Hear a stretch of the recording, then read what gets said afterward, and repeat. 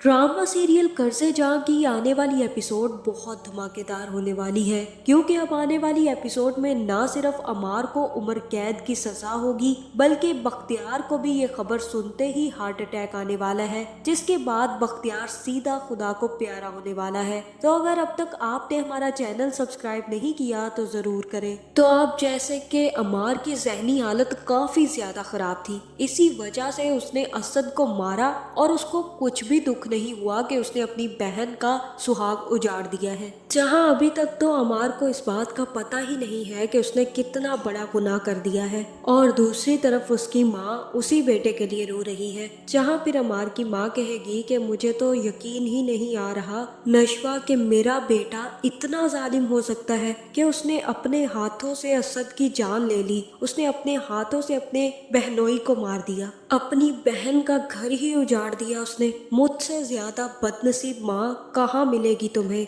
और कौन हो सकती है इतनी बदनसीब जिसके एक बेटे ने अपनी बहन का ही रिश्ता खत्म कर दिया हो, और जिसके बेटे ने ही उसकी बेटी का घर उजाड़ दिया हो। मेरे पास तो कुछ नहीं बचा नशवा, ना अमार बचा और ना ही बिनिश की हालत देखी है तुमने, कितनी ज्यादा खराब हो गई है। मुझे कुछ समझ नहीं आ रहा कि मैं क्या करूं। जहाँ फिर नशवा कहेगी कि उसकी हालत ठीक नहीं थी, अमार भी जहनी तौर पर ठीक नहीं था चाची, और इसीलिए मैं उसको हॉस्पिटल लेकर गई थी। बड़े अब्बू की बेजा बेइज्जतियों और पाबंदियों ने उसका दिमाग खराब कर दिया था। वो बहुत बड़े ट्रॉमे से गुजर रहा था, और इसी वजह से मैं उसको हॉस्पिटल लेकर गई थी, और वो वहां से मुझे छोड़कर वापस बड़े अब्बू के पास चला गया।